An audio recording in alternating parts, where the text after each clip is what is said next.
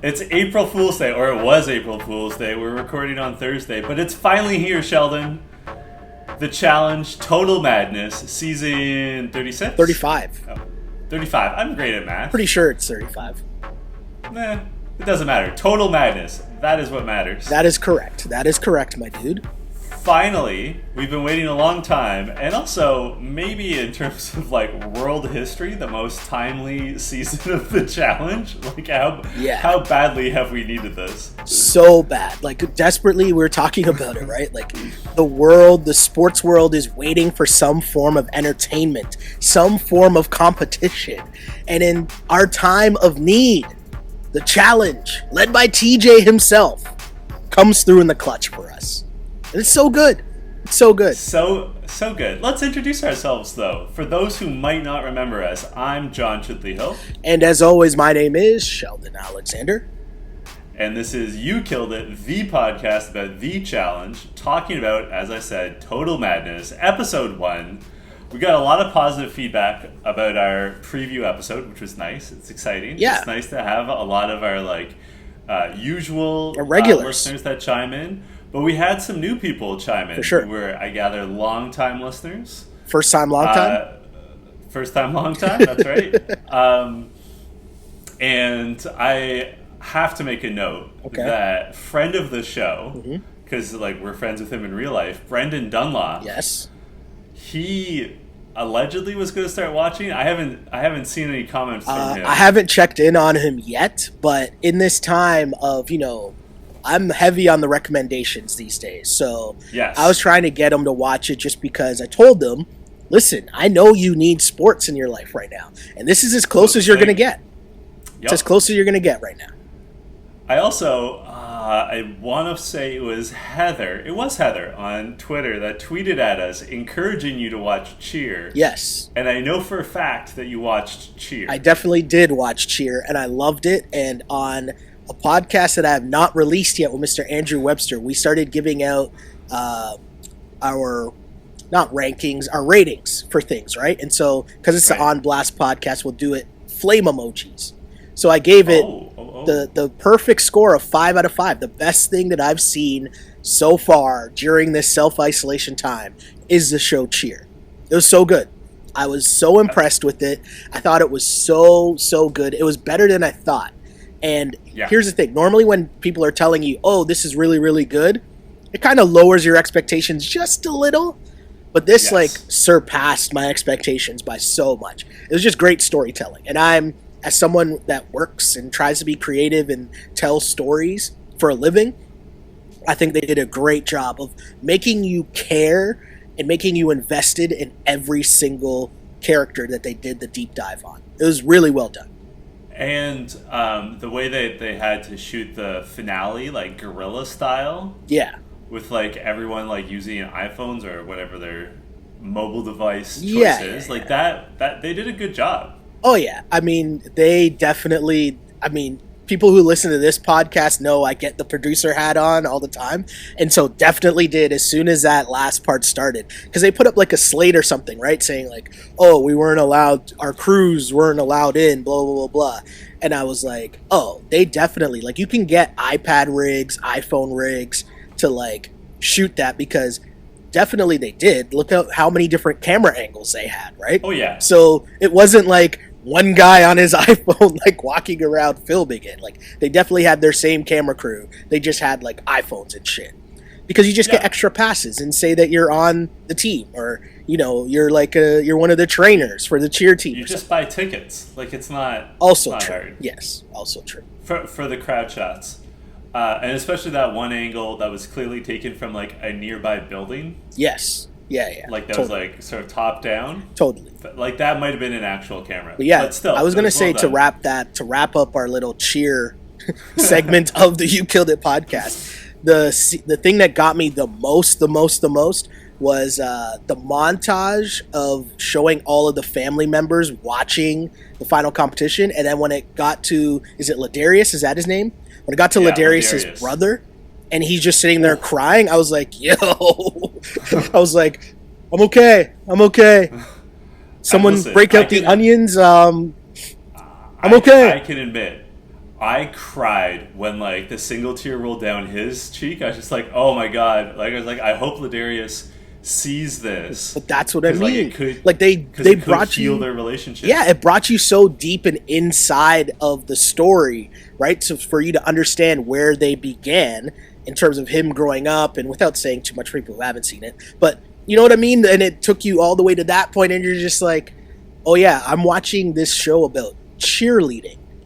Do you know what I mean? Like, that was the thing at the very end that was just like, slow clap. So hopefully the challenge can live up to the 5 flame emojis as well in terms of our On Blast ranking. So let's go. Well, I don't think I mentioned this last episode, but I should have.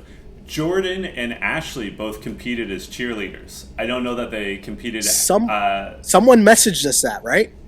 Yeah. Okay, yes. I did not know that. Yeah. So, and like, they're both pretty athletic. Like, sure. I can see it. So let's focus on the challenge. It is so like us to get distracted. To go off the rails especially 2 minutes in. Yeah. And so it opens up. They're all on a cargo plane, red lights. It looks like they're about to go on a bombing run or maybe like parachute into the jungle or whatever. They instead land on an airstrip. TJ throws open the doors. Everyone explodes. And at the same time, they're sort of introducing each other as they're like walking through this forest. I actually looked it up. And where as are far they? as I could tell, no one knows. Oh, okay. I was trying to say. It's clearly like Eastern Europe, like former Soviet Union. And we're going to talk about that a little bit. Okay.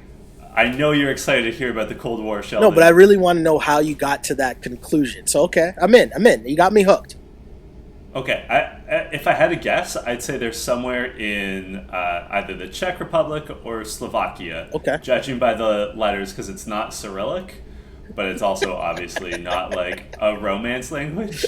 And the tanks in the first competition, I'm pretty sure are Soviet-era T-34s. How the hell do you know that? That's incredible. Shouts to you. As our longtime listeners know, John is the one that comes with the cold hard facts. He's the brains of this operation. I'm just here for the comedic relief and say like dumbass shit. But wow, okay, I'm in. I learn something every day. I should give a shout out to our longtime listener Mona, who congratulated me on my pronunciation of Schadenfreude last week. Apparently I did pretty well. I only know like 10 German words. So I'm and they're like all from like Second World War movies and comic books. So I'm pretty glad that I like can nail that. Again, that's 10 more words in German than I know. So slow clap to you, John. I will also like to give a slow clap to TJ, who continuously reminds us that he is the most gangster host in all of reality TV. Between just the shots and the camera angles and my guy rolling around in the tank, I was just like, this guy's a boss. I don't know if he has it written in his contract that like, you have to make me look like the biggest boss every single episode or every single season, but just the way that it started, like, as cool as they're making all the, like you were talking about the intros, right? And everyone walking in, as cool as they were making that look, that's as how cool they would splice in a TJ shot as well. And I was just like, yep, that's my guy. Like, I want to be friends with TJ Lavin. Oh, he seems so cool. I mean, who doesn't love TJ? Our podcast is named after something he says. Like, correct. Huge TJ fans. I have to point out that when they're like introducing like all the new, for some reason they're calling them prospects this year, but the rookies. Yeah. I thought it was super funny that it took us like less than 2 minutes to hear both the phrase warrior spirit from Asaf. Okay. And you either love me or you hate me from Bailey. Like, just going straight to the cliches. Well, Bailey came in hot, right? And it was just like, I mean, she is hot as well. But she came in very, very hot. But the one thing I'll say about this, though, John, were you surprised that Jordan got top billing in terms of the first words from a cast member here? Like, before Johnny and before Wes, no?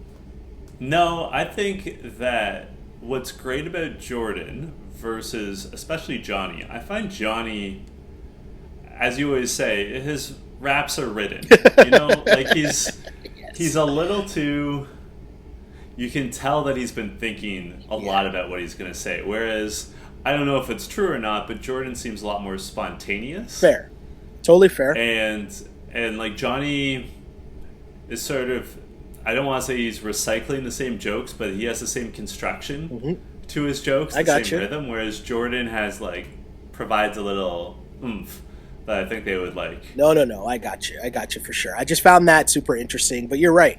Bailey comes in hot, and, you know, right away, just the way that it was setting up, going back to what you said on our preview about Wes and Johnny working together, I wrote down very early on, I'm like, I feel like they're setting us up for Bananas and Wes working together. Like, I wrote that down very early, just the way that things were cut together. I was like, okay, I can smell out the setup here. I see what's going on. But I thought that was super interesting. But also right away, too, it's very apparent there are a lot of personalities on the show. Like, you can't really look at someone and be like, oh, that person's boring, or like, you know what I mean? Like, everyone had their own little aspect that makes them interesting in one way or another. You might not like them, but you feel something about them, right? I would absolutely agree. The first competition is battle lines, which is where they have to pull medical supplies, which are essentially like empty oil barrels. 500 feet, and like have to do math equations at different stages. And like the wrinkle here is that TJ and some random Czech dude that they've hired are driving tanks back and forth. And if the tank goes over your barrel, you're eliminated. I didn't, when they first introduced this, I'm like, how's that going to happen? Like, is it if you're lagging behind? But like, it seemed to me, and correct me if I'm wrong, that it was more about timing. Like, I feel like some people that were lagging behind didn't have their barrels crushed because they were so far behind that it was like out of the line of the tank. Interesting. Okay. I could be wrong. Maybe, but the thing that I found that was odd about this, and I don't know what the reasoning would be. The thing I found kind of weird about this challenge was there wasn't enough, like I needed an aerial shot a lot more to like gain a better understanding of what was going on. And I don't know like what the reasoning was for that, like, and this is going to be way too inside baseball, but I was thinking like, you know, normally they have either the scaffolding, like, you know, like mocked sort of ladders that cameras would be on that you're getting an overhead view, or they'd have drones, right? And so maybe going back to what you were saying about them being in like some like weird place, maybe you can't fly the drones as much as you normally would on the challenge. But I felt like normally in this type of setup for a challenge, there would be more aerial shots that you could get a better viewpoint or better understanding in terms of what was going on. Whereas I felt like the shots were way too close up. I didn't really have a good gauge of what was actually going on in terms of who was winning, in terms of who was where in relation to other people. Do you know what I mean? Like, it was just really oddly filmed. But also, I want to know if you notice this. I think the style of how this is shot too and edited was different than before. Like, there was a lot of like graphic things that were like kind of weird and a little overdone, kind of odd. It seemed weird. It seemed like a little too much at certain points. A lot of graphics, a lot of tight shots. Yeah. I'm probably not going to use the right phrases here, but like in the past, you're right, we'd see more drone shots and like inevitably we're going to get the classic like falling from a height into water challenge. For sure. And typically when they do that, they have that big, wide drone establishing shot. And like we didn't get any of those. And it'll also be like, think of like last season, they would often do that with the house. Yeah. They're not going to be able to do that with the bunker. For sure. Which is going to make it feel more claustrophobic. Yeah. No, totally. Which is good. Intention. But I'm just saying for this challenge in particular, without those overhead shots, you're just relying on them to explain, like, you know, oh, look, now Fessy's in first. But you couldn't really see, like, how far someone was ahead of other people without that overhead shot. But either way, it was still a pretty, like, cool challenge. And anytime you got a tank rolling over shit, Cool, I'm here for that. I'm all right with that, no? Yep. Sorry, I need to correct myself. I don't think it was a T-34. Now that I looked it up, I think it was an IS-3 tank. They have a more rounded turret. But anyway, just because I know someone will message me and be like, that's not a T-34. I think it's more of an IS-3. I'm exposed as a fraud for not knowing my Soviet tanks as well as I should. Again, each and every episode of You Killed It, I learned something new. Each and every episode. So I thank you, John. I thank you. No problem. So back to the competition. Yes. They show we have to rag on my guy. Okay. Nelson. Yes. He's not my guy. I can't stand Nelson. And he just is funny to me how quickly he got under my skin, where he starts by doing push-ups before the competition's even begun. Yep. And I think it was Kyle that trips him and is like, you're going to gas out. What are you doing? And Nelson says in confessional that he's never won because he always plays nice. Yeah. And should you be the one to tell him, or should I be the one to tell him that that's not why he hasn't won? Well, he also says he's quick, he's strong, and he's good looking, and winks at the camera. I was like, what? What is happening right now? You're making it almost too easy. I know we rag on Nelson a lot, so I was planning on, taking it easy on him, especially early on, because there'd be so many other things to talk about. And then right away, what's my guy do? I'm going to do push-ups and then wink at the camera. What's happening? And then was the first one eliminated, or one of the first people eliminated. I have a suggestion about Nelson. Okay. Let's, in the spirit of positivity, every episode of this season that he's still on, because he's going to get eliminated. Jeez. Let's try to say one positive thing about Nelson per episode of You Killed It. How's that sound? Okay. We can rag on him the rest of the time, but let's at the end when we do our quote of the episode and stuff, let's have our one positive thing about Nelson. I like it. All right? Is that fair? Deal. That said, I have to point out that him bragging about being strong, fast, and attractive, not impressive amongst these group of people. It's true. They are all strong. They are all fast. It's true. They are all attractive. Yeah. There's true. no one where you're like, ugh, what an uggo. No, it's true. I agree with you. Nope, totally right. Regardless of gender, regardless of your tastes, they're all certifiably hot. Yeah, totally. I will say, though, you are 1,000% correct. Some are hotter than others. No. What I was going to say, there was one person who jumped off the screen at me, and I don't know if it's because I just hadn't seen her in a while, but Kayla, I was just like, oh, hi, I forgot about you. And I was just like, hi, nice to have you back on the challenge and on my TV screen. And I'm looking forward to you this season. You know who also noticed how beautiful she is? Oh, yeah, we'll get there. Don't worry, because I got takes on that. Don't worry. Okay, we'll get there. There are takes. We'll get there. But I just have to point out that Bear is who we're speaking of. He's the one that noticed her instantly. And to his credit, at least at this stage of the episode, he said, afterwards, I'm just going to give her a quick hug, not too long, don't want to be creepy, because I'm planting seeds. Planting seeds. Just dropping game, man. And I got to say, planting seeds, it works. If you put just a little bit of the energy out there and then wait to see what grows, it can work. This isn't Bear's first rodeo, right? No, it's not. I mean, shoot or shoot. I tweeted it out last night while watching the game. Shoot or shoot, and Bear is the walking definition of shoot or shoot. Bear is, you're right, this is not his first rodeo. He is a veteran rodeo clown. Oh, too good.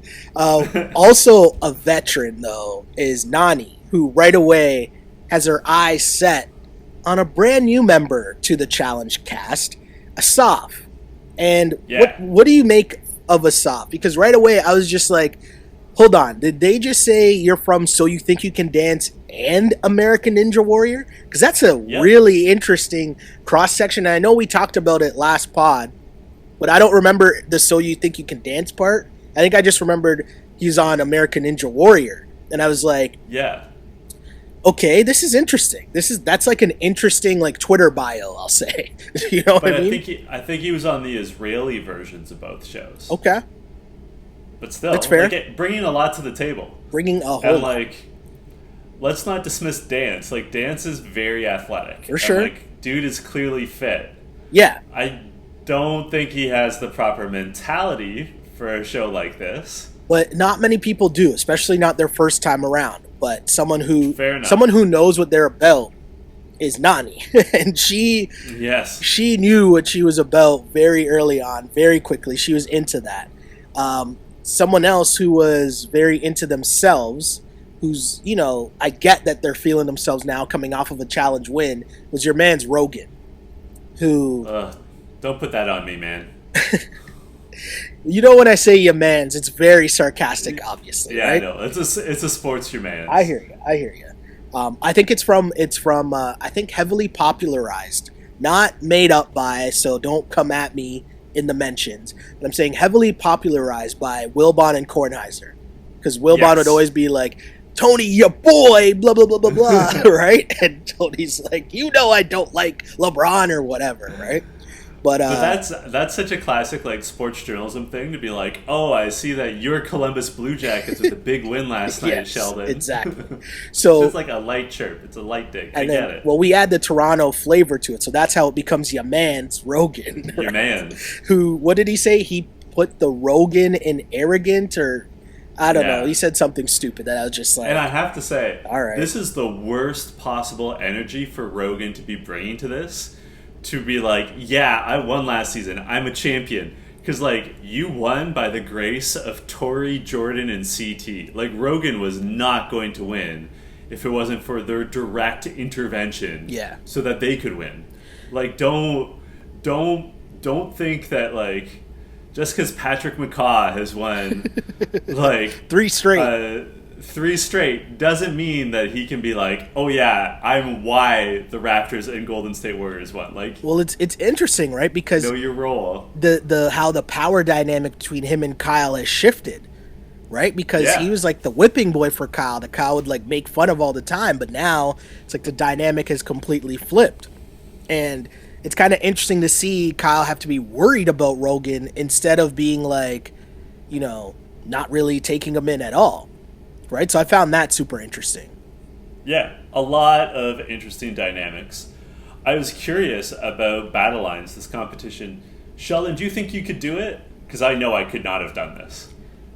I thought it was really hard. And the thing is, first off, having to drag all those things in the 3 different like intervals that it was, because it was very different each one, it would have been very tough. And then when you look at the people who won... right, or who are doing really well, it's like beasts, right? It was like Rogan, and it was Fessy. Like, those are the people, like, big ass motherfuckers were the ones that were getting the job done. And then add into it, I know the math equations, you're looking at it and it's not that hard, but we talk about it all the time. It's one thing to have these things in front of you normally, and then it's another thing to be able to do it under pressure. And it's another thing to be able to do it under pressure and you're exhausted. Right? Yeah. So that was a thing that was kind of really difficult to figure out. And, you know, you saw some people really struggle with it on that side. Namely Corey, I think, really struggled on that side. Not really surprised there. But yeah, it was a very difficult challenge for sure. And that's what I mean. That's why I was kind of mad with how it was filmed. Because I think it didn't do enough justice to show how difficult it was. Like, you needed those graphics to be like, oh, all these people lost? Okay, cool. But you didn't really see it. And there was moments where someone would pass someone else and it wasn't immediately obvious to me how that would happen. Mm-hmm. Skipping ahead just, like, slightly. But, like, suddenly Dee was beating, whereas I thought Jenny had a huge lead. Mm-hmm. And it wasn't clear... how that happened. Like, was it that Jenny was slow with like one of the like pulling sections, or that she got tripped up by the math? Because it's not like Dee's a rocket scientist. So like, I just wish I do wish that we'd had more context. We should say that Rogan wins, which again is not going to be great for him long term, and by that I mean obviously you want to win these daily competitions, but it's not going to be good for him because like he needs to be more grounded and like recognize how lucky he was last season. And this is just going to confirm his misplaced belief in himself.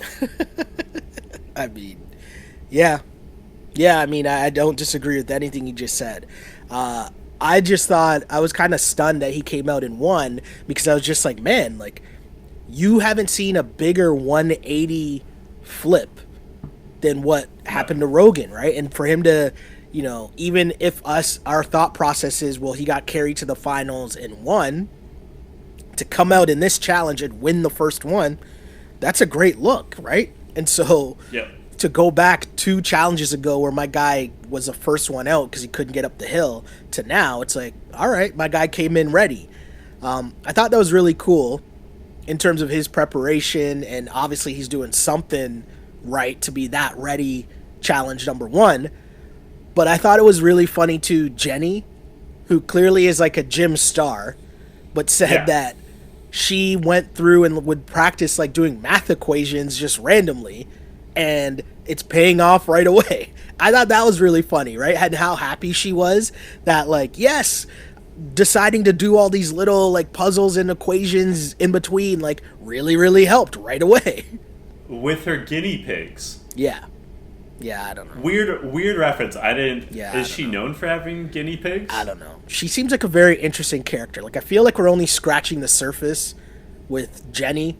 Like, there's a whole other side that we just don't know about yet, just because, one, last season was her first time, so she was kind of like playing the background a lot, and also because we don't really know her, she wasn't like a main focal point, and there's so much else going on.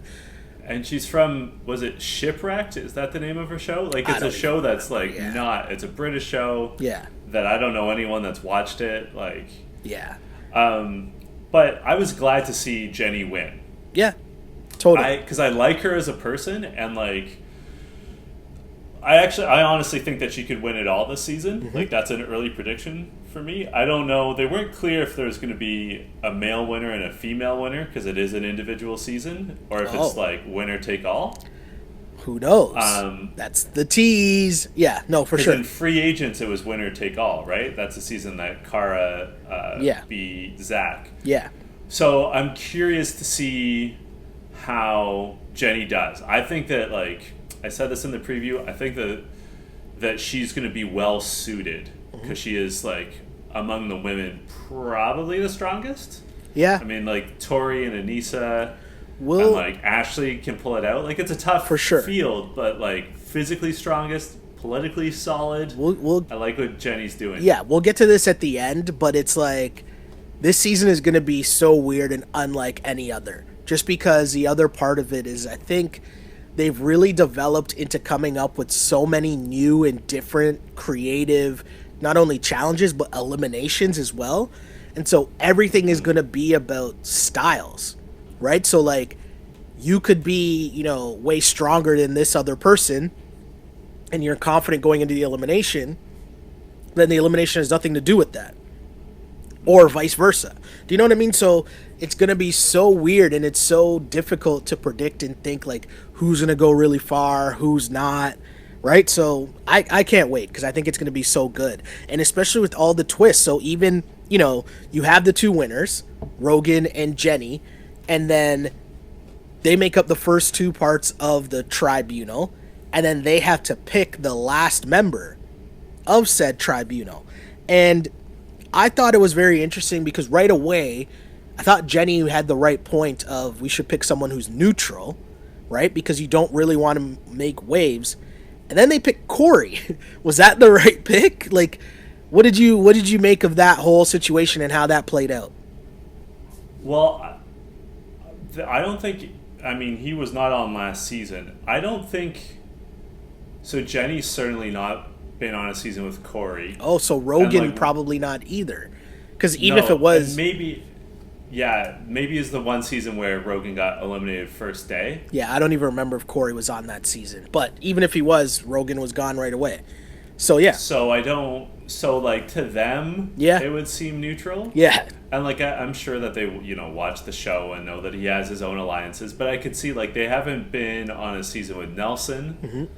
Yeah. Which would be, I assume, Corey's number one ally. They haven't been on a season with Anissa, who he has seemingly a positive history with. You know what I mean? So, like... But who was it? Because it was someone else. They said Corey or... Was it Nany?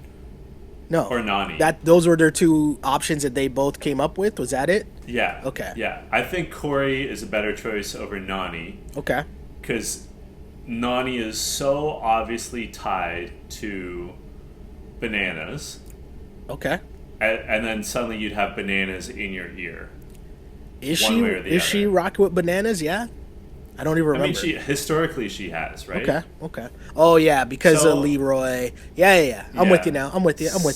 So I think of those two choices. I mean, it's hard. I mean, the other thing is the true neutrals would be to bring in a rookie. Mm-hmm.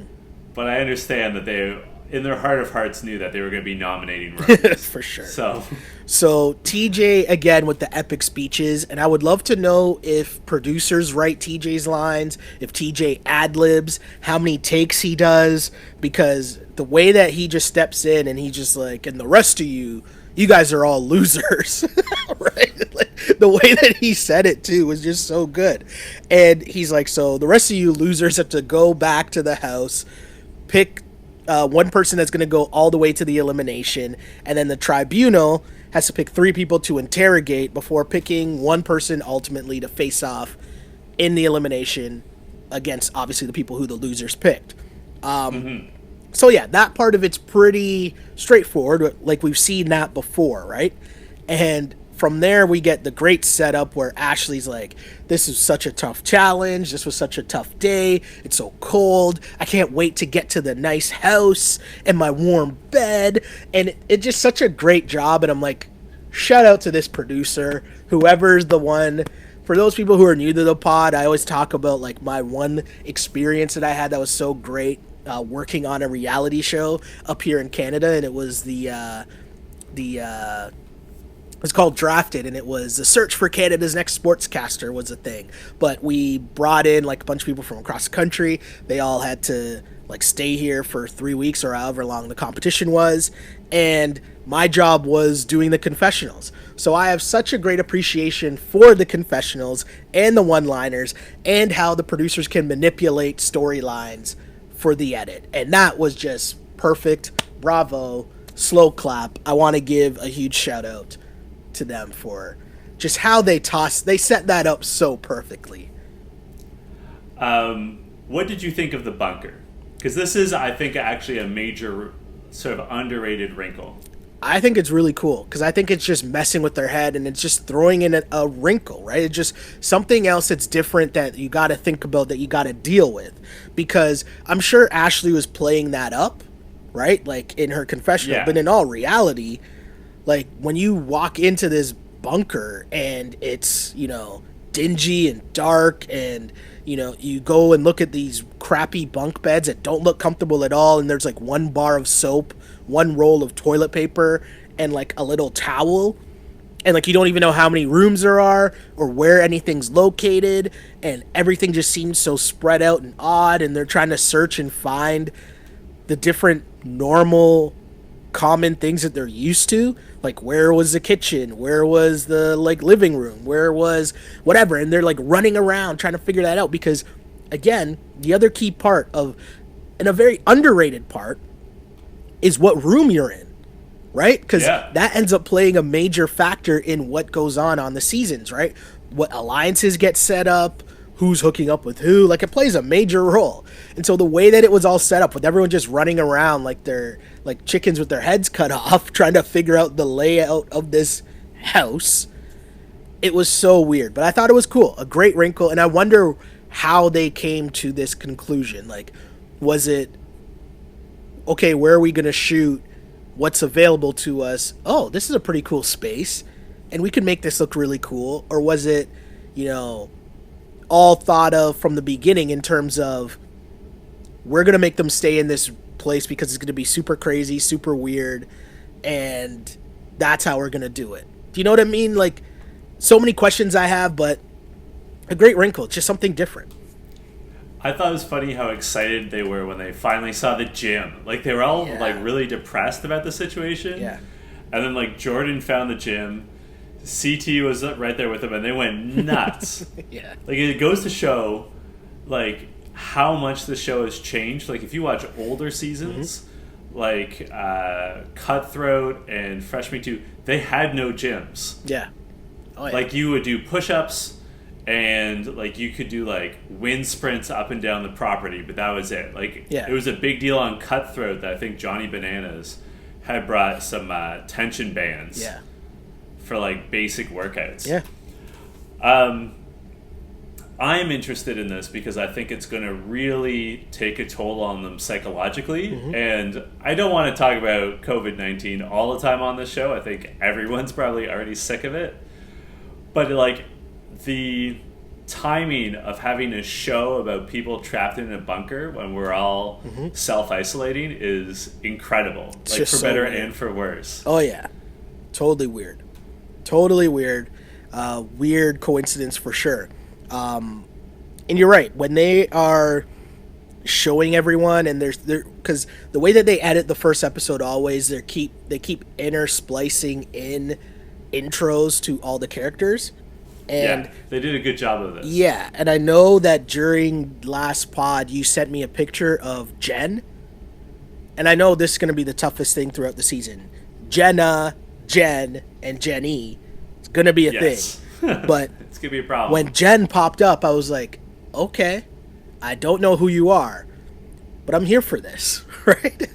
And we didn't really get a sense of her stature or anything, but, like, she carries herself in confessional. Yeah. Like, she's pretty broad and fit. Yeah. Like, we didn't get that sense at all, but we didn't see a ton of her. Yeah. Totally true. Wes and his beard making a very great appearance, saying it's the first time he's not going to get a tan while being on the challenge. A sunburn. Yes. I've never felt more sympathy for him. I can burn in the shade. I'm with you, Wes. This is exciting times for you, and I'm happy for him. So, speaking of Wes, though, did you buy... Because they run this whole montage showing the Bananas and Wes rivalry. At this point, what were you thinking? And Wes saying that his plan, he's going to lay low. Like, were you buying any of this? Because I definitely was not. I mean, I think laying low is the right call. I think he got bounced early last season because he did too much. And you and I said as much at the time. Yeah. So I think he's making the right decision.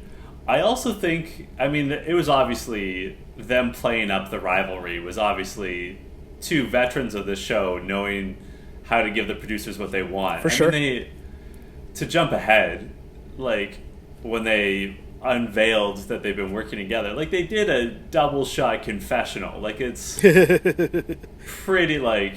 The mega powers. I'm not going to criticize them for staging it. Like, they got to build some suspense. Aren't you... Do you want to talk about that now, the Bananas-Wes situation, since it's... You're the big wrestling guy, the mega powers? Is that what Hulk Hogan and Macho Man are called?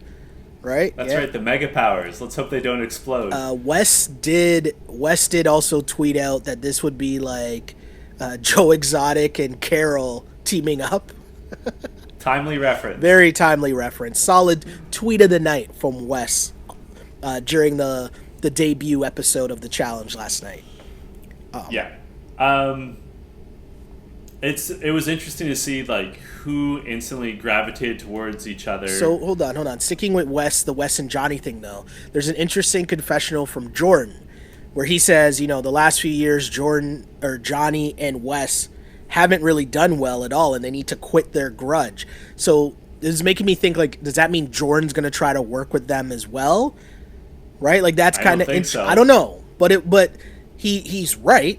And clearly, as we find out later, they do listen to him in a sense, right? So I found that very interesting. But as we move on to some of the newer characters, we meet Jay, and we had multiple people write us about Jay because we didn't know much about him, right? We said that. Fuck all about him. And we're honest about it, and that's why this podcast is so interactive and why we love doing it, because we have such great fans, and we had a few people write in to give us a little background info on Jay, right?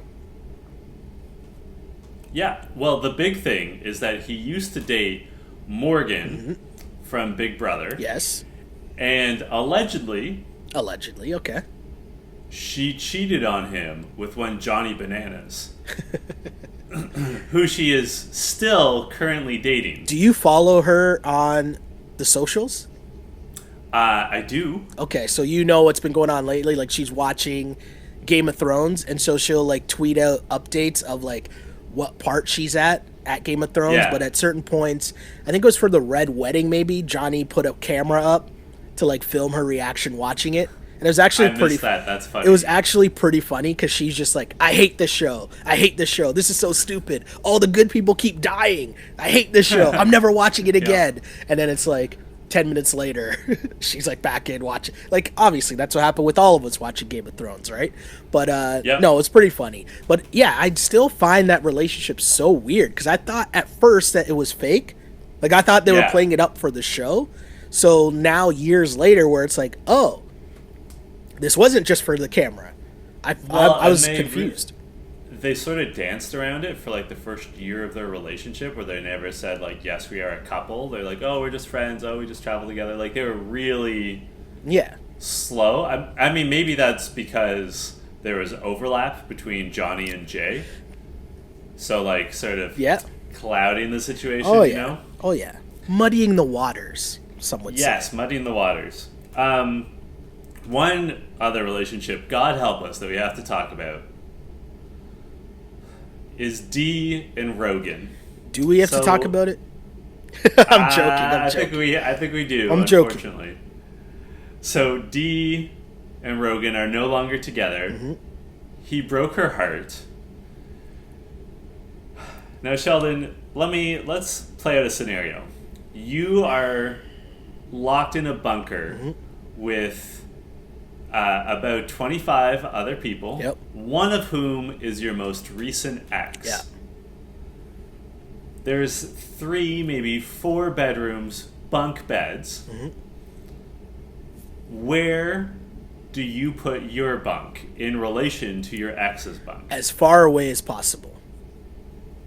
That, for your own happiness, I think would be a wise choice. And as your friend, I would encourage that. I would do the same. I would even think for their happiness, I would assume. But no. Dee decides she's going to sleep on the bunk above Rogan and openly says in her confessional that she's just going to cockblock him. Which I was just like, it's making me care so much less. And I didn't even think that was possible. But I was just come on, guys. You know what's so dumb about it? Aside from the fact that it's obviously going to hurt her feelings. And also, if Rogan's going to hook up with someone else, he could just go to their bed. Also it's not going to work. Also true. But it's going to cock block her. Yeah. Like, maybe she finds some person to spend some time with. And then Rogan, like, they're going to have to step on Rogan to get, like, into her bed. Like, what an error in judgment. Like, what a total idiotic move. Like, I think Dee's a nice person. Of the Dee-Rogan dynamic, I have more sympathy for her. I like her better as a person. Okay. But, man, what the fuck are you doing? It really made no sense. It wasn't a smart play at all. I can't really say that she made a wise move here at all. It was just dumb. And I'm over it. And, you know, the Nany Asaf thing was weird to me. Yeah. But she was a heat-seeking missile. Like, oh my god, Nany. Like, their first conversation, she was hitting on him. Oh, yeah. And we never know, like, how quickly things, you know, like how quickly they were in the house and how quickly all that went down. Yeah. We don't really get a timeline, right? Sometimes they're on flights together. Sometimes they're in the hotel the night before. Like, they might have had some time to build up. Yeah, that could even be like another night, right? Like that could even be night 2. Like, who knows, right? But the point remains: it was very quick that they find a connection, and right away they both seem to be into each other. And it's funny how it was like, oh, Nany's gonna like mentor him, and I was like, okay, that's what we're calling this. Right? Like, they both sort of refer to it as she was going to, like, mentor him in the game. I'm like, really? How long is this going to last? And that's the angle we're going with. And Ashley says, Nany has a strange taste in men. No, she just likes all men. Not sure she knows that we're not here to find a boyfriend. We're here to make money. She's right. Ashley's right. Nany and Asaf start making out on what appears to be the first night. Yep. And, like, good for them, but also so dumb. Like, way to put a target on yourselves. Yeah. Like, immediately. Exactly. And I loved what Kyle said. Asaf is a beautiful man that just wants to smile, hug, and kiss people all the time. The challenge is going to destroy him. Well, Kyle would know, no? Yeah, right? He would know. Kyle came in hot as well into the challenge, so he definitely knows. Because right away you put a target on your back, which is weird. Because as we move on, which we'll get to the whole, I don't even know what you call it, the nomination, I guess, of the losers. Like when the losers were picking who's gonna go in. Yeah. For some reason, it didn't hurt Bailey and Swaggy C that they come in as a pair. Yeah. Right? But all of a sudden, you know what I mean? Like, we're acknowledging that obviously it hurt Asaf right away, putting a target on his back that him and Nany were a thing. So it's just really odd. But, no, go on. On that note, we had a listener comment from Raven Ramsey, longtime listener. She says, there's a damn married couple on the show, Bailey and Swaggy C, and these fools throw in Jay and Asaf? Does this prove that just because you have to take the IQ test to get on the challenge doesn't mean you have to pass it? I really don't understand. And I was texting or maybe tweeting with LT last night, who we mention a lot on this podcast, our guy Lawrence Thomas. And love Lawrence. He said something to the effect, I'm paraphrasing here, but it was, what did Bailey do? Like, why is everybody just, like, taking Bailey's word here? And she's calling shots, and everyone's just like, oh, no, we can't put in Swaggy C because Bailey, you might have to face the wrath of Bailey. And I'm like, it was just weird to me. I don't get it. Who looks like she's 5'2" and hasn't proven herself in any way. Like, and it's not like they won Big Brother or anything. Not that we rate that, but, like, no. It was just weird. It was weird energy. It is weird energy. I would get sick of it in a hurry, and it would make me want, like, if I was in the house, it would make me want to eliminate one or both of them. For sure. In the biggest hurry. Like, get the fuck out of here. ASAP. There's a conversation that's going on. It seems like it was the morning of that sort of, like, losers nomination ceremony where all the rookies minus Asaf, because he's still in bed with Nany. Yeah. All the men, I should say, plus Bailey, are having a conversation about, like, looks like the rookies are going to go in. And Bailey's like, yeah, if they put in Swaggy C, I'm going to go nuts. And, like, they don't want me mad. I don't give a shit. Like, people are going to get nominated. People are going to be mad. Yeah. And as we later learn, it's to your benefit, to some degree, to get nominated on this season. She doesn't know this at this point. Yeah. Like, fairness to Bailey. But, like, who gives a fuck, Bailey? Like, who the fuck are you? I'm swearing. I like that you and I had a conversation about swearing less on the show. I've sworn like 5 times. I don't care. I'm heated, Sheldon. I can't help it. Well, it just makes me think that when it flips over next week to the girls' elimination, I'd assume, like, I would assume Bailey's going to be the first one thrown in. Yeah, it's going to be like Bailey versus KC. Yeah. And they're going to be... one of them's going to be bounced. Probably Bailey, because KC looks like a beast. Yeah. Yeah. And things will keep going. Super weird, super weird. But as they let up, and Jay, I got to give him a lot of credit, because he did his research on the challenge, it seems. You know what I mean? Like, we'll get there, and we'll talk a little bit more about that as we go along. But you're right. He kind of instigated this conversation with the other rooks, saying, hey, it's probably going to be 2 of us that are going to end up going against each other, right? And to be honest, before the actual meeting started, I wrote this down. The house has to pick the dude named Swaggy C, right? Like, that's really what I thought. I was just like, what's going on here? The dude's calling himself Swaggy C, and he's with another number automatically as a rookie. That's supposed to mean deuces, automatically. I agree. Just on principle alone. For sure. It's got to go. So Bananas, ya mans. This was great. This really made me laugh.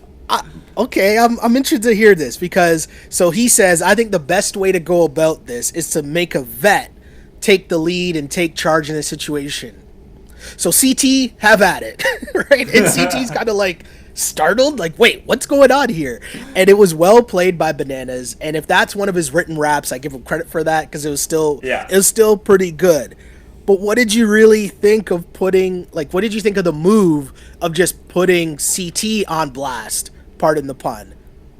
I'm surprised that CT went along with it. Like, if I were CT, I would have just been like, get out of here. Someone else do it. Yeah, like, I was surprised at that too. I honestly thought he wasn't going to go along with it. He'd just be like, shut up, Johnny. Let's just vote. But also, I think CT is here to play. Mm-hmm.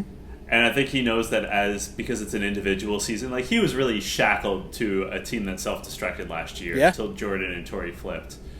And so I think he's, like, excited to do his own thing and also knows that he doesn't have to, like, bite his tongue as much as he has in the past. And he's smart. He nominated Jay. Yeah, he nominated Jay.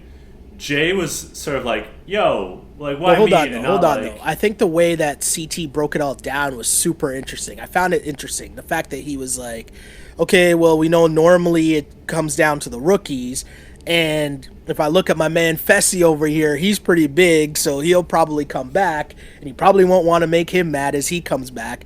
I'm not picking Swaggy because he comes with Bailey, and Asaf is Nany's new boy toy, so I'm going to pick Jay. And I thought he came up with that pretty quickly on the spot. You know what I mean? And, and then it turned into Jay and Asaf, but go on now. Sorry, I interrupted you. Well, no, that's fine. It was just, I think, as we always say, especially early on this show, it's anything that sets you apart can get you nominated. Mm-hmm. Right? Mm-hmm. And Jay just had, like, no reason to not be nominated. Fair. Right? Like, I think CT was sort of, like, clutching at straws. Yeah. So CT makes that announcement. And then Jay, I think fairly, like, I don't think he popped off, but I was like, wait a second, what? Yeah. And sort of, like, defended himself without going over the top. He did definitely, though, point the light at Swaggy. He definitely did do that. And so when everyone starts picking either Asaf or Jay, it comes around to Bailey, and for no reason at all, she's just like, hold up a second. So, Jay, did you just try to put my man Swaggy C and talk about him as he should be the one going in? And everyone's just kind of like, wait, what's happening here? Right? Yeah. And he's like, no, I didn't. I was just, like, suggesting, there are a lot of different other people, blah, blah. Like, no, I wasn't saying that. And she's like, no, because I just want to know. And then she just says, all right, cool. All right, I'll vote for Asaf then. And I was like, what? Like, that explanation changed your mind? Like, what just happened? It's not like he gave a good enough explanation for what he did, because he did actually say Swaggy C, right? Mm-hmm. And then she's like, okay, good. And then picks Asaf. Like, it made no sense what happened. It's blatantly like she just did that for show. The other thing that made no sense to me was that when it comes to, it was pretty neck and neck for a long time. Like, it would swing one way or the other, and, like, it looked like, Asaf was going to go in, and then the votes would come to Jenna and Kayla, who obviously are going to let their girl Nany rock. Yeah, the Holy Trinity, right? The Holy Trinity, as they describe themselves. And so when Asaf voted, he voted for Wes, which, like, why, like... At that point, they weren't really showing what the vote count was, and I hadn't kept track. Yeah. But, like, it was in a situation where every vote counts. Yeah. Also, like, why piss off Wes?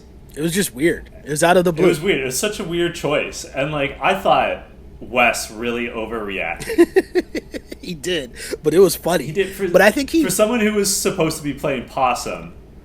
I think, though, not exactly keeping it cool. I think it was because the way that it happened, and then the whole house got amped up, and he was just kind of like, whoa. I'm not about to be getting played by this newbie on the show. Yeah. Right? Like, this guy's not coming in here on his first episode and thinking that he's going to play me. Like, that's not going to happen.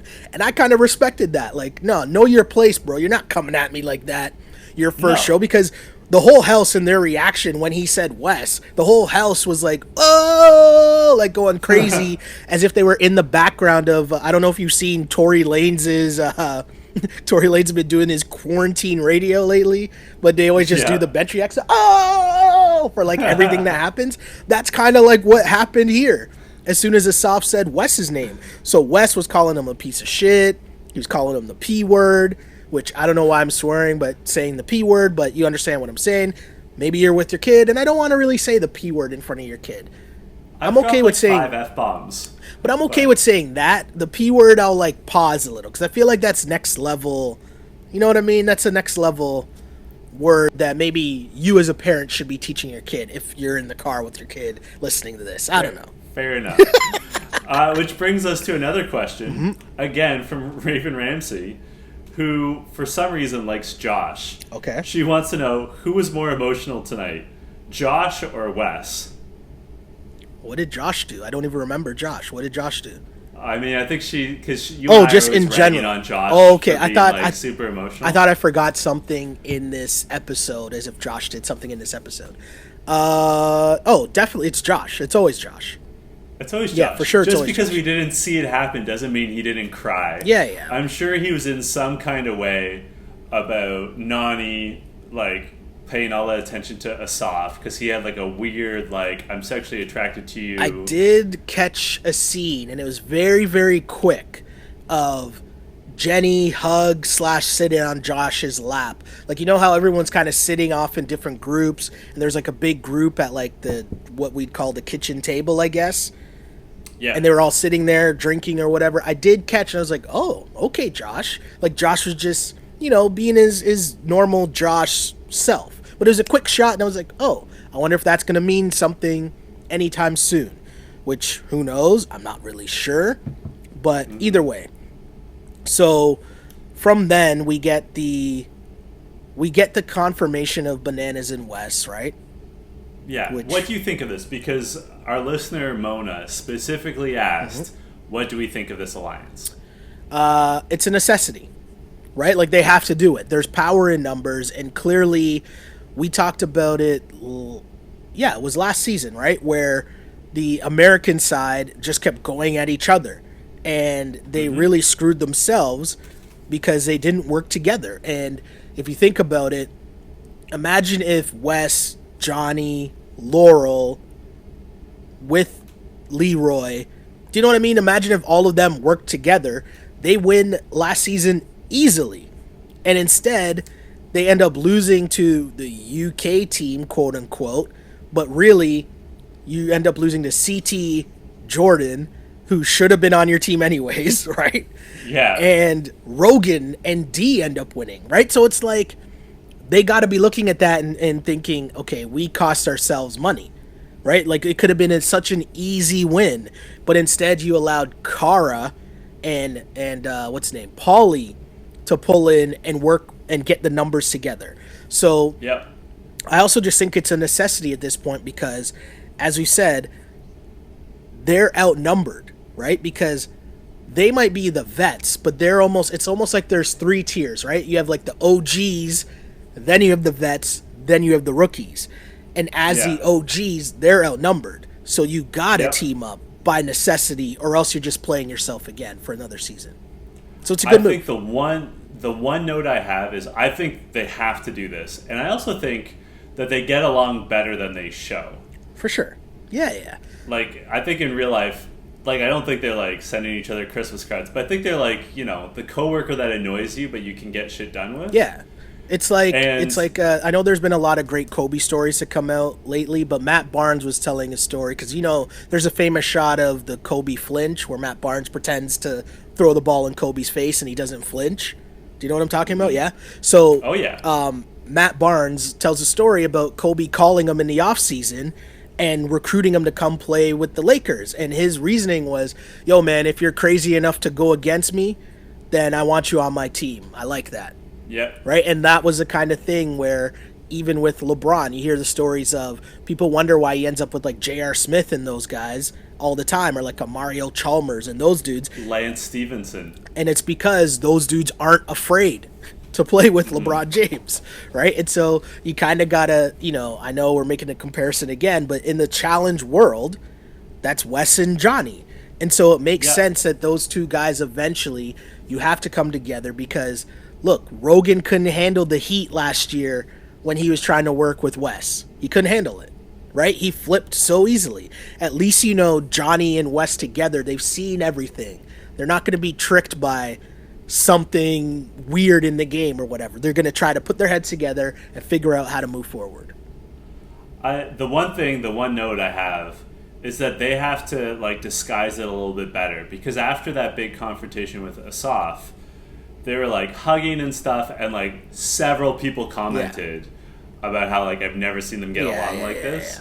They gotta like slow up. The Tribunal, they nominate Kyle, Jay, and Wes. And like the conversations weren't particularly interesting beyond Kyle promising Rogan that he won't come for him. And Jay playing out the game, right? Jay playing out the game and really telling, you could see the hamster rolling in Rogan's head, because Jay was like, listen, I know you guys always come in and you want to just send in the rookie, but you guys got to think the rookie can be a number for you. So instead, why not put in Kyle, who Asaf might do the dirty work for you and take out one of your rivals? And that's really, really sound logic, right? Jay's right. Jay's smart. Yeah. He showed us something. Really sound logic. But as you mentioned, they're focused on putting in the rookie, which I understand. I'll say that. But I would also have put in Jay. Yeah. Well, what I thought was smart about putting in Kyle and Wes is that they're such, having those tribunal conversations with them, is that they're such political manipulators that it's a good position to like sit them down and have a conversation about strategy, see where their heads politics, and take their temperature. And like, who knows if Kyle will actually like follow through on that promise, but at least you have two witnesses that aren't your natural allies to be like, yes, he promised Rogan that he wasn't good, it's, and also there's value in that. And you mentioned checking the temperature, and I think when he checked the temperature of Wes in that situation, Wes seemed a little nervous, right? And I think like that's a good, even if he's faking it, that's a good look for him. I do think he's faking it. It's a good look. It was great, well played. So we get to Purgatory, which is what they're calling the elimination round this season. And they put in Jay, which, like we said, doesn't surprise anyone. Jay versus Asaf. Can I say something? I have a theory for you. Sure. Like, I think the reason you put in Jay is because it's way too early to be making waves, right? Plus, I think going forward, if I'm a vet, rookies are unpredictable, right? Like, you don't know what they're going to be. So they could be a number for you, but they could also be a number for the other side. You have no idea what's going to happen. So at least in the early game, you get them out of the way, because I know people might say, oh, take your shot while you have it. But going forward, if you're Rogan, you at least know that you can't really trust Kyle. Do you know what I mean? Like, you might have had the conversation with them, but you know in the back of your mind, like, I really can't trust Kyle. Whereas if you kept the rookie around, who knows what the rookie's going to do, right? And I'd rather play with, what's the saying, the devil you know? Yeah. Is that the devil you know? Yeah. Better the devil you know than the devil you don't. Right? And so I kind of thought that was interesting. But yeah, Jay versus Asaf. And this elimination was dope. Yeah. So it was called, I had it, Airstrike, sticking with the military theme. Yep. They were suspended 30 feet in the air with a pane of plexiglass between them. And they had to hang from, it essentially looks like a weight bar, but like a bar of some sort. And they're like, their hands are chalked up. And it's simple. Whoever lasts longest wins. Best two of three. You're allowed to kick at the plexiglass and like knock it into your opponent.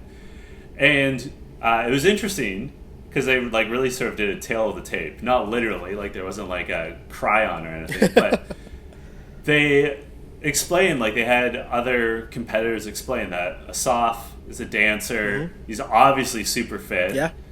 Whereas Jay apparently is really into rock climbing. Yes. And so, like, interesting balance versus, like, grip strength. And what I thought was really apparent was that Jay had the correct strategy. Like, off the hop, understood what he had to do, which was try to stay relaxed, just, like, focus your, like, energy into just holding on. And he kept his feet on the plexiglass and just, like, let Asaf go nuts on it. And I don't know if you noticed this, but he even hooked one foot underneath the plexiglass. Yeah. And then had the other foot sort of, like, so he was sort of attached to it. Yeah. Which might even actually take some of the pressure off of holding on to, like, some of, like, the plexiglass would hold a little bit of your weight if you did. Yeah, and just like his strategy of having the reverse grip so that his hands were facing opposite directions, so that you're almost splitting the tension on the different sides of your arms. Whereas Asaf, he had both his hands forward and in like an L shape. So now you're putting so much stress on your arms and your core holding your body up. It just made no sense. He had a terrible strategy from the beginning, because the key here was, yeah, it's how long you can stay up, but it could end up going 3 rounds, right? So you're not doing yourself any favors by tiring yourself out and going so ham in the first round, which is what Asaf did. He was just swinging into the plexiglass and kicking it and kicking it and kicking it. And at certain points, it was just ricocheting and then bouncing back onto him anyways. And you're going to tire yourself out. Yeah. And like, horrible strategy by Asaf. And it's not really close. Like, he loses fairly easily. And who was it that said Nany had the kiss of death? I forgot who said that. But Anissa said that. It was pretty funny. I'll tell you right now, it was my line of the episode. So I've got verbatim here. Okay. Oh, Nany, the poisonous princess, the kiss of death. Yes. That really made me laugh. I liked that. It was pretty good. So after Jay wins, TJ explains that on the back of everyone's helmets, they have like stickers, decals. So daggers represent championships, skulls represent elimination wins. Jay's helmet will now have a red skull on it, which means that he can participate in the final. And the big twist is, to participate in the final, you have to have won an elimination that season. Yeah. And so, what do you think of this? I think it's dope, and this was my line of the episode as well. Just TJ's explanation of, I'm tired of people walking their way to the final. I'm tired of people. Like, I just thought that was a dope line, but also followed up by what really the line of the episode was Rogan. It pops up Rogan in confessional. He's like, TJ, I mean, it's like you're just talking about me. Like, I can tell that you're talking about me right now. Why don't you just mention me by name? I thought that was really funny. Self-realization there by Rogan. What I think is funny is that, you know, they were listing off people like CT and Ashley who always coast. But first of all, CT does go in eliminations from time to time. Like, CT isn't scared of eliminations. People don't put CT in eliminations because he'll fucking wreck heads. Yeah, there's a difference there with CT for sure. And I think both him and Ashley, I give them credit because I think they played the political game so well the past few seasons that, like, it was just different than certain moves that Rogan was making, let's say. But yeah, no, totally, point made. I totally get where you're coming from.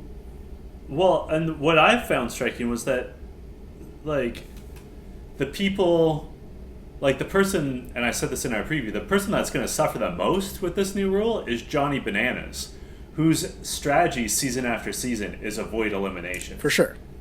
Yeah, I mean, that's been the game plan for him for as long as I can remember, and it's a sound game plan, right? Like, yeah, it works. It makes sense. Yeah, avoid the elimination. And now, though, this is a thing that makes this season so difficult to predict what's going to happen, because what is the strategy?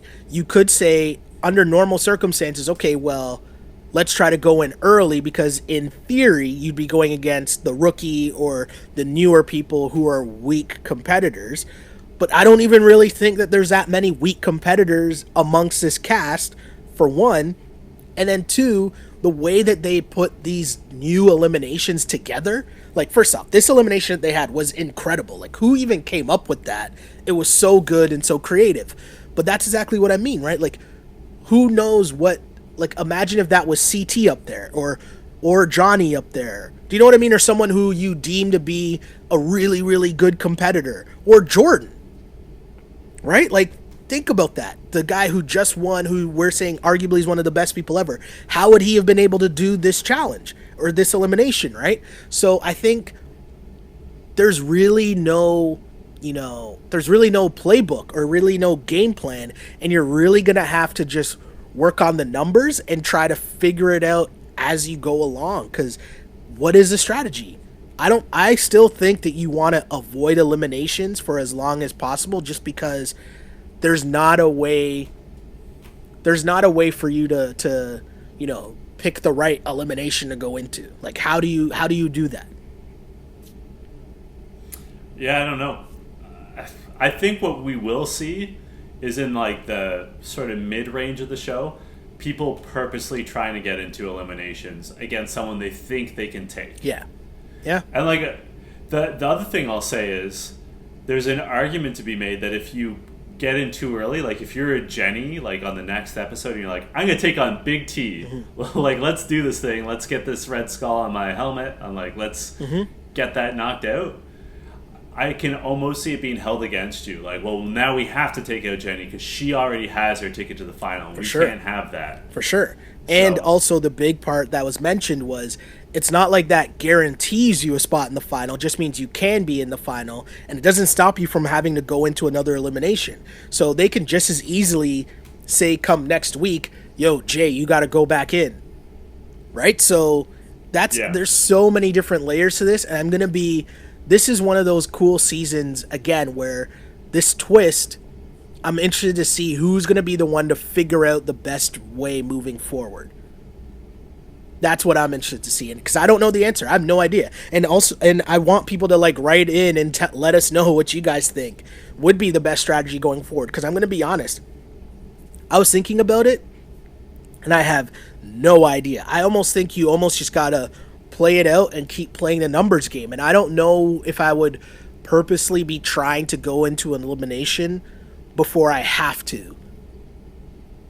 Just cause because I just don't know. I just feel like it's weird, and maybe you hope to ride it out long enough that there's another twist or something, right? Like, who knows? What happens if by chance, like, there's only one person left with a skull on? Do you know what I mean? Like, so many weird things can happen that there has to be some other twist. So if I avoid eliminations long enough, who knows? Is there going to be some crazy challenge where maybe I can just earn a skull somehow, right? Like, you don't know.